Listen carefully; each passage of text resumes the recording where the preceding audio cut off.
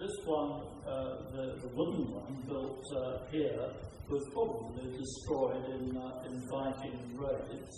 But eventually, in the Middle Ages, a priory was built and a church. And that church served the St. Helens area through the Middle Ages.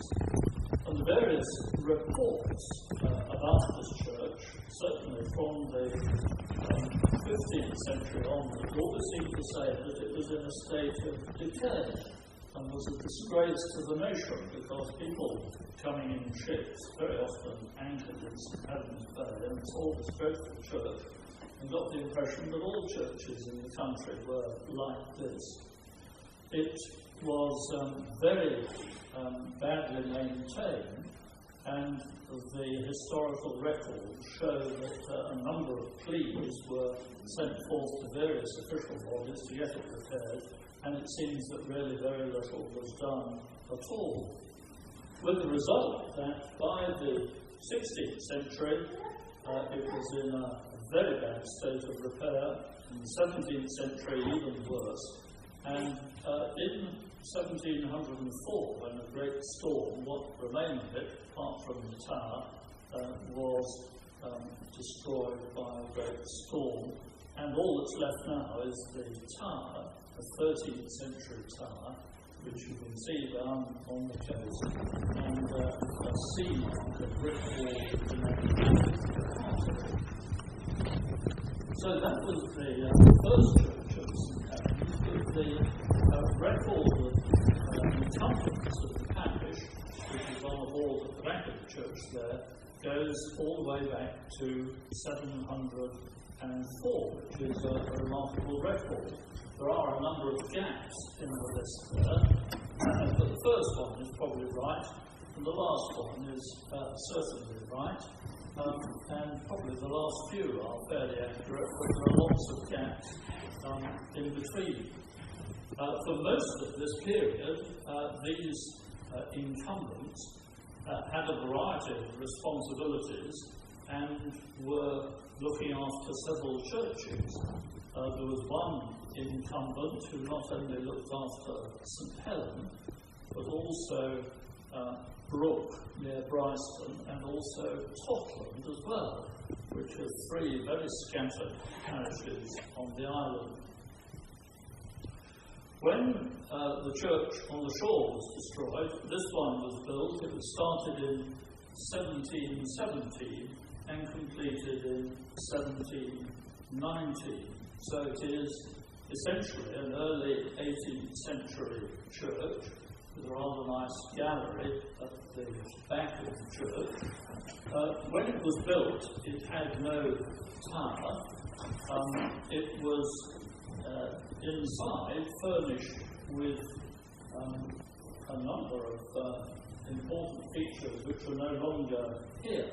There were some lovely box pews, and there was also a three-decker pulpit. And just here, in this part of the church, on the edge of the chancel, were the squire's pews, not that we had a squire here, but the people in the big house at the priory, the Gross Nashes, you'll find their names all around the place. They had a special pew in the church here. When the Victorians came along, they liked reordering churches, and this was no exception. In the 1830s, this nave area was restored, and the box pews were taken out. And in 1860, the chancel was rebuilt virtually. It was much lower and smaller than it is now. And the windows were put in, the carved piece of marble at the end went in there as well, and new furnishings there. So it's a real combination of an 18th century basic structure and a Victorian restoration. As you look down the church, there to the chancel, will move into that area in a moment. There are a number of features about the church itself that we might just look at briefly.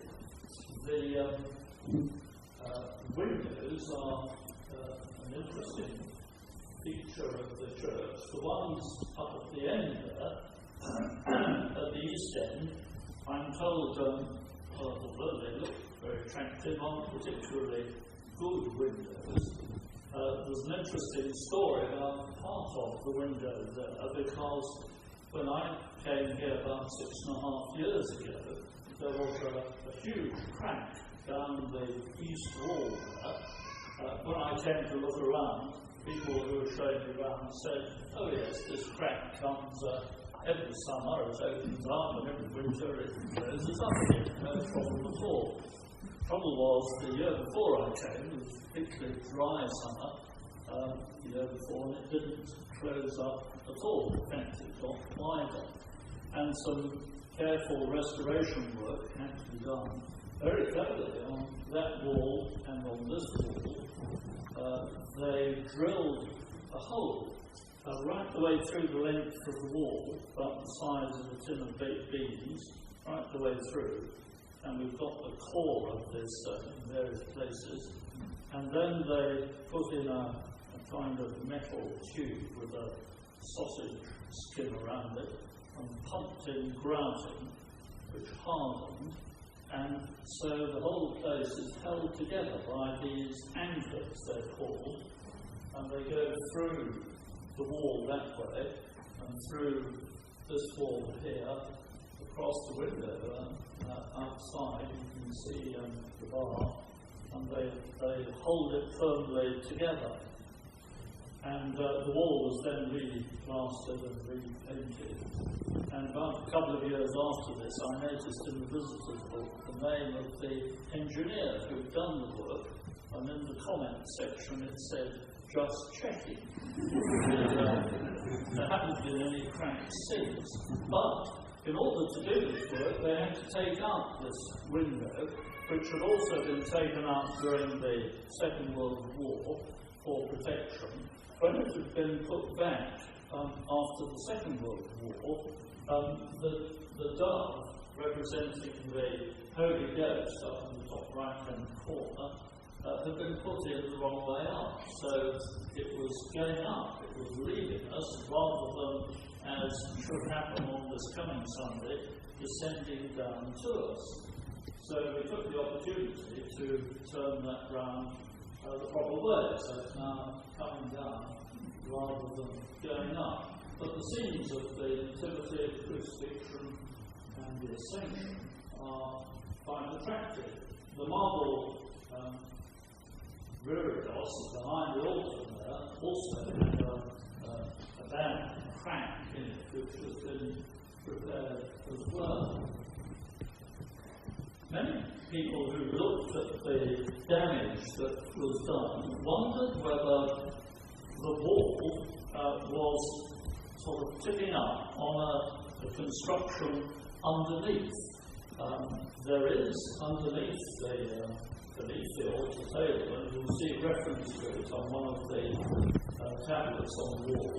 There is a chamber where there was a private vault for burying the remains of the local Gross family. And some people thought that the wall might have been resting on this burial chamber and tipping up a bit, and therefore cracking. But investigation we carried out, they actually took the altar out and buried deep and found this vault, at least the top of it. We didn't go any further, didn't disturb the remains, but there it was, and in fact the wall wasn't resting on it, but was further over. So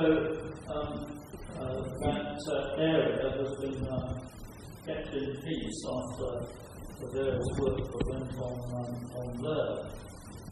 Then the other windows are interesting. And so before we look at this one, the one in the south transept is a very fine window of the Christ preaching the Sermon on the Mount. And he has his left hand raised in blessing. whereas it's traditional for Christ to be shown with his right hand blessing.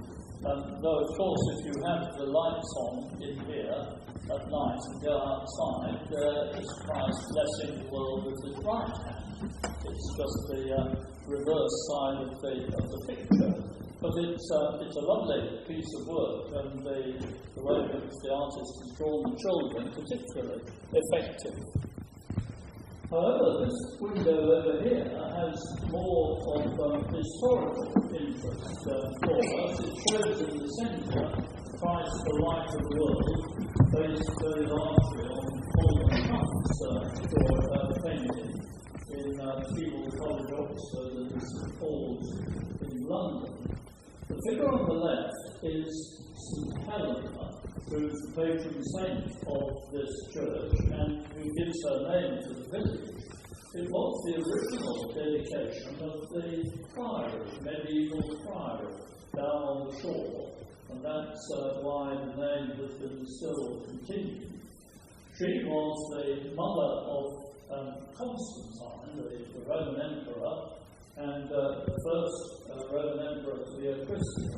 St Helena was a devout Christian, and the story goes that she went on pilgrimage to Jerusalem to find the site of the true cross. And she went there and found somebody who thought he knew where the true cross was to be found, but he wasn't saying anything. So she pushed him down a dry well and kept him there for a week. And at the end of the week, he thought perhaps he could remember where the true cross was buried. And he was brought up, and they dug, and sure enough, up came the cross. But as they continued digging, up came another cross and a third one. And of course, the story is that Christ was crucified between two others. But which of these three was the true one? Well, St Helena was not to be defeated by this problem. A young man going by on a funeral cart of beer. She waved one cross over him and nothing happened. Waved another cross over him and nothing happened. Waved the third cross over him and up he sprang to life. So that was the true cross. That's the legend of the story. You may not believe all of that, or perhaps why, but it's the story that goes with the legend of St Helena. It actually has been depicted in a wonderful series of paintings by Piero della Francesca, and a marvellous account of that legend is given in some of his frescoes. However, having found the true cross, St Helena kept some of it in Jerusalem, sent some of it to Rome. She holds in her left hand there the true cross, and in her right hand she holds the church of the Incarnation at Bethlehem, the place, the original building, and the place where all the problems have been just recently. And she founded that particular church. So a lady of some spirit and distinction, and she is represented in the window there. On the right-hand side it is St Wilfrid, who brought Christianity to the island, and he holds in his left hand the bishop's crozier, and in his right hand there is a picture of the old church tower down on the Dove as we see it today. He was the founder of the church and parish of St Helena. So this is an early 20th century window, as indeed is this one. This one here was originally designed for sea view.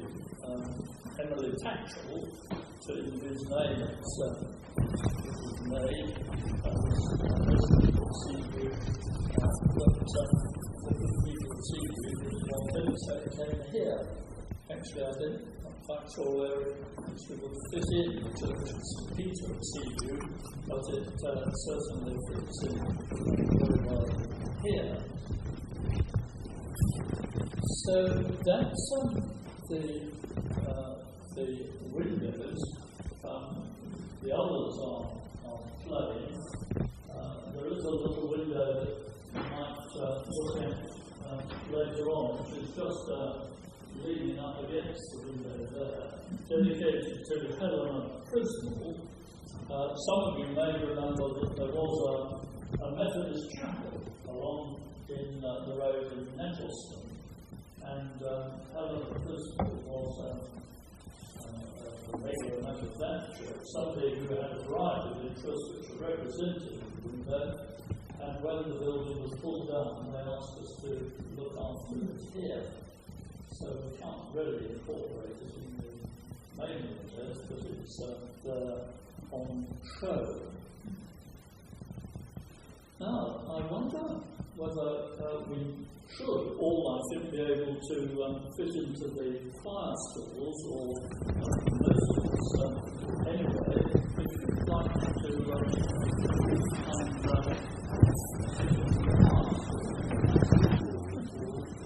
first of all, look at this venerable volume, which is the Church Bible, and it's really weighty, this one. I sometimes take it to the local schools to show the children there in a suitcase and ask one of the little ones to come along and pick up the case. And they find that they can't at all. Inside it says St. Helen's Church, Isle of Wight, presented by Henry and Elizabeth Smith of the Priory, 1863. So this Bible alone is a century and a half old, nearly, in the authorised version, and a wonderful example of the church Bibles that were used. Partly, I think, this size, because it was easier to print this size, but also because in many churches there was a dim and religious light. And in this church I find problems reading in certain parts of the church. So that's the Bible. When this church was opened, dedicated, in 1719, the Bishop of Winchester made a special journey across to the island to do so, and he dedicated two churches on that day, this one of St. Helen's and also St. James in St. Thomas's, rather, in Rye, which is now not in use, though in appearance it's rather similar to on the outside. When the bishop came, he presented the church with these magnificent gifts, a silver flagon, and on the front it says, "The gift of Jonathan Winchester to St. Helen's in the Isle of Wight." This was for quite a while in the museum at Carisbrooke, but it's now been returned to St. Helen's, to its proper home, and we use it every Sunday. It's rather similar to on the outside. When the bishop came, he presented the church with these magnificent gifts, a silver flagon, and on the front it says, "The gift of Jonathan Winchester to St. Helen's in the Isle of Wight." This was for quite a while in the museum at Carisbrooke, but it's now been returned to St. Helen's, to its proper home, and we use it every Sunday. He also presented the church with a chalice and pattern, and these are lovely 18th century pieces of silver, this one with a decorated base, and again, the same inscription on each one, the gift of Jonathan, Winchester to St Helens in the Isle of Wight. We use this now as a ciborium. It has wafers inside on a Sunday, but it can be used as a chalice and pattern, which was its original intention. So those are lovely gifts, and it's a wonderful privilege to be able to use this older silver on a Sunday. So those are, in a sense, some of the treasures of the church, and they are kept in a safe under lock and key. Other things to see up here are this marble reredos here with the inscription as oft ye as eat this bread. On the right-hand side here, and you can just about feel it in the stonework, and on the left-hand side over here, in fact on this side you can just about make it out. This side has, I think it's the Ten Commandments, and on the other side the Lord's Prayer. Some years ago, I'm not sure when, they were painted over. When this wall was restored, the builders looked at whether it was possible to recover the inscriptions, but in fact they'd been covered with emulsion paint rather than with a lime-based paint, and so it could well be possible to recover them now, but they are there. These tiles date from the period of Victorian restoration as well. The needle on the front here was made about 20 years ago by Madeline Lennox and her husband Gordon, who lived locally, with very colourful representations of local life.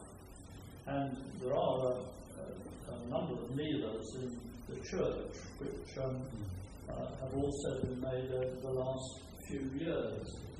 Up here as well, we have a number of memorials to different people, mainly connected with the priory and the Nash Gross family. And you'll be able to see some of these. This is one that says, and was buried in this church in the family vault underneath the communion table. Around the church are others, some relating to the First World War. There's a very interesting one just down here, which is to James Clerk Maxwell Garnett, who was at one time the Secretary General of the League of Nations.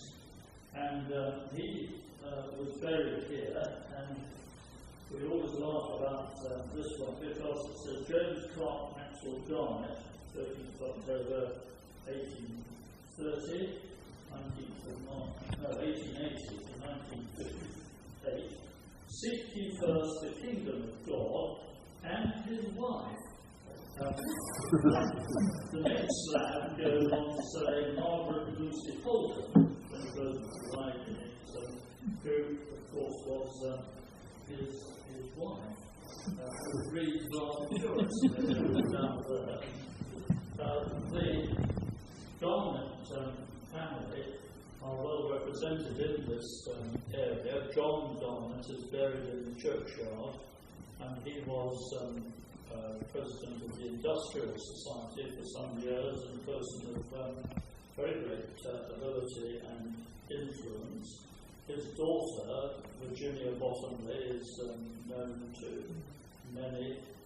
His son, Christopher Garnett, runs GNER Railways. And the family have a house, or houses, just near here, and are very good supporters of this church when they're here, usually in the summer and at Easter. So these memorials, which are mainly in the chancel here, are many of them related to the priory. It's interesting that over the last year, NADFAS have been recording all the features of the church, and it'll be very interesting to see what they produce at the end. They record absolutely everything, and it should be a fascinating record. From here, looking down the church, you can see the 18th century gallery, the arms of George I, which, of course, it was in his reign that the church was opened. Behind there, an organ, which comes from a country house in Norfolk and was put in here in the 1950s. So it's a chamber organ. It's now blown electrically, but originally it was been hand blown. And it's got a very pleasant tone to it. I think if somebody tried playing the Vidor toccata on it, it might sort of go up in smoke. But for 18th century music, because it's an 18th century instrument, it is a very fine instrument. So let's pause there for a moment to see if anyone has any questions. What's the reason why the original primary church was set up and maintained?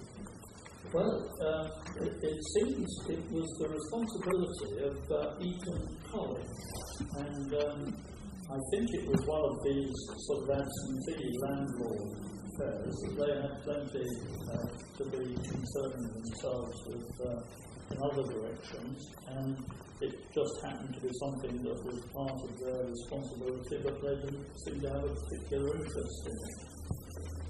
But the reports of it do suggest that for several hundred years it was in a very bad state of repair. The kind of vulnerable next to the seashore. Yes, yes. And indeed the sea, the contours of the land were different in the Middle Ages, so that where St Helens Fort now is, apparently there were fields out there, and the sea is gradually encroached in. And there are stories of local people taking the stones from the base of the church and using them for buildings, and this, of course, took away further from the foundations and the strength of the church.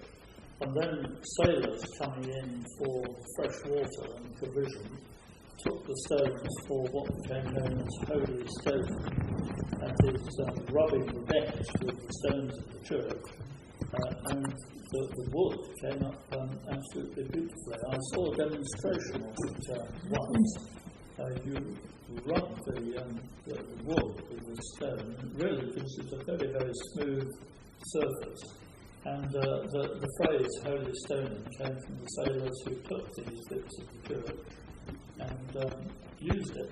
Part of the church, the old stones of the church, found its way up here. The wood came up absolutely beautifully. I saw a demonstration of it once. You rub the wood with the stone, and it really gives it a very, very smooth surface. And the phrase holy stoning came from the sailors who took these bits of the church and used it.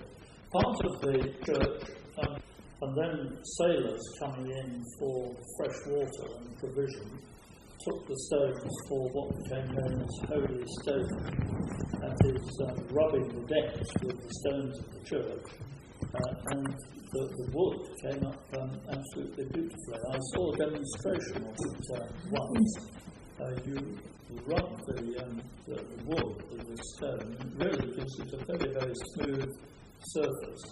And the phrase holy stoning came from the sailors who took these bits of the church and used it.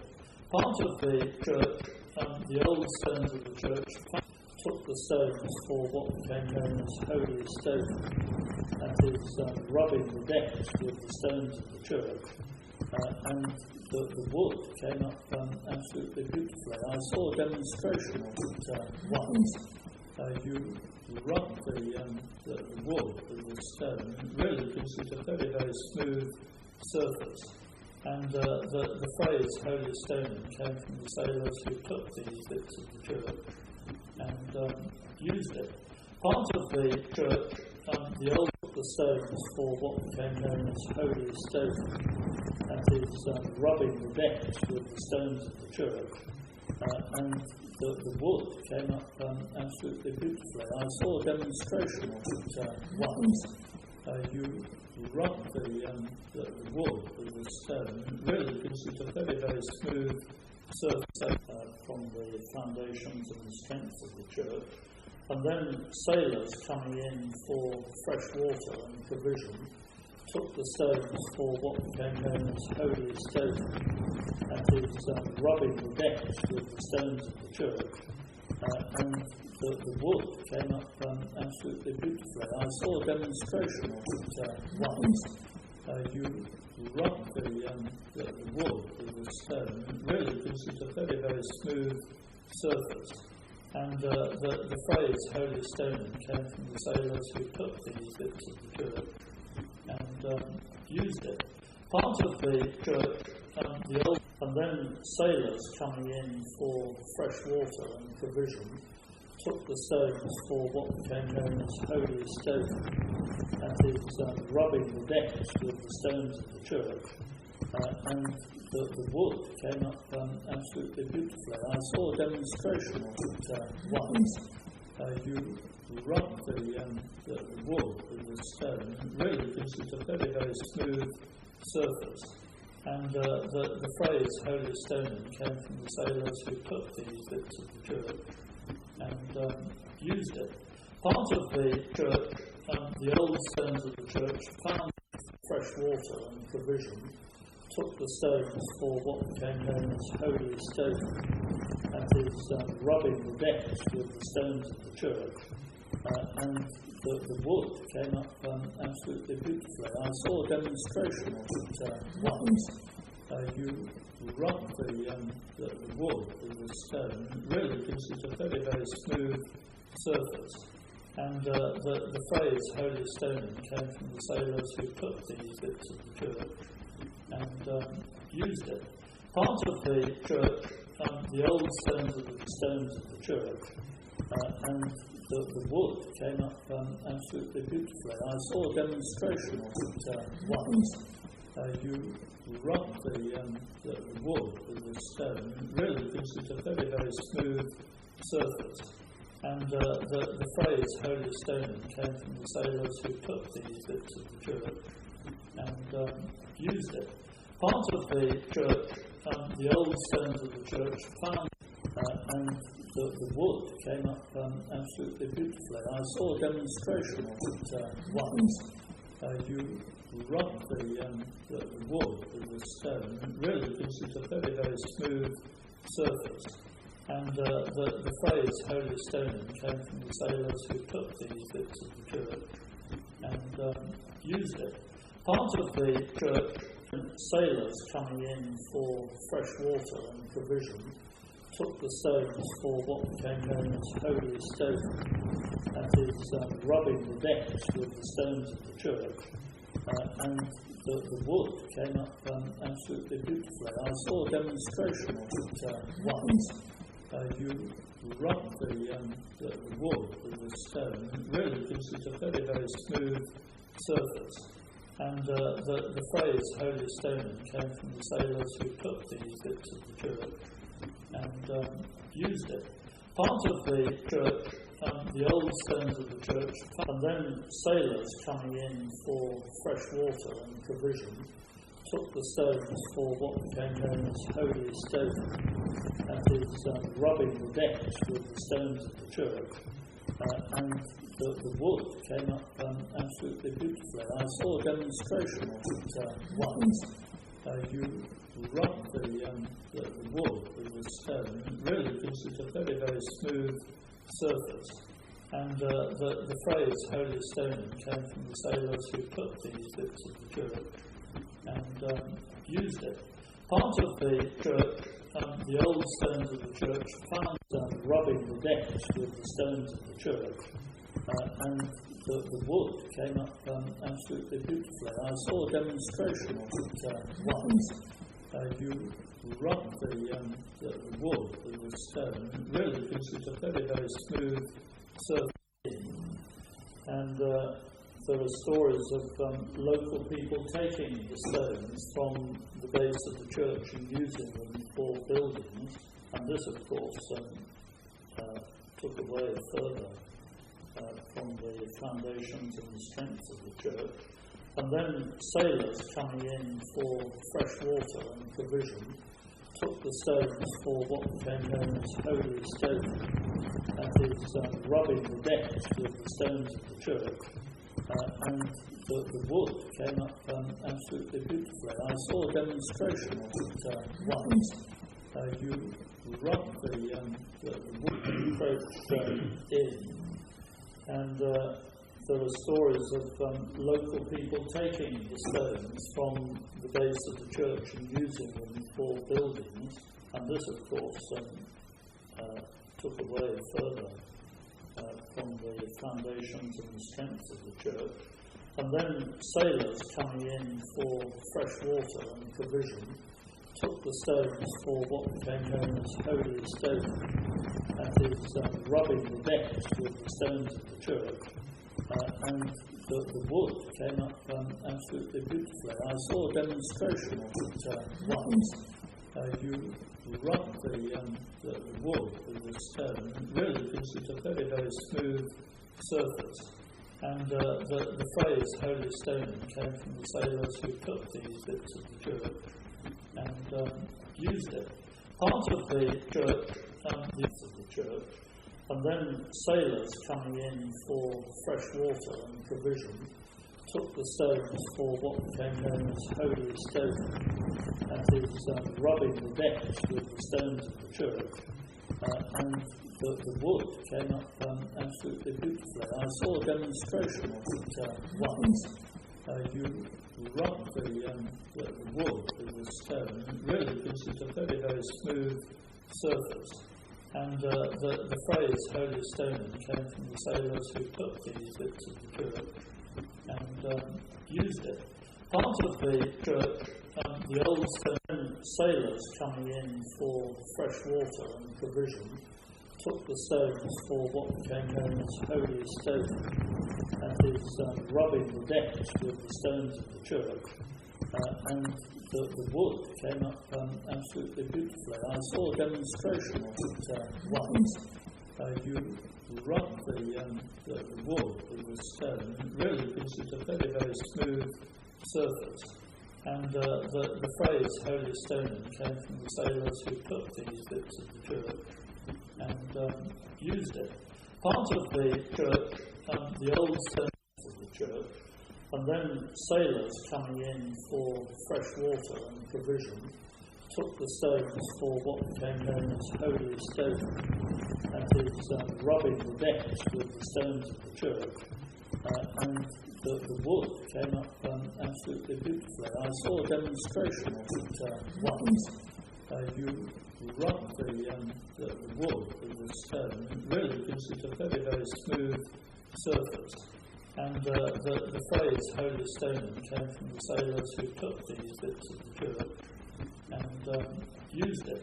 Part of the church, the old stones and the strength of the church, and then sailors coming in for fresh water and provision took the stones for what became known as holy stone, that is, rubbing the decks with the stones of the church, and the wood came up absolutely beautifully. I saw a demonstration of it once.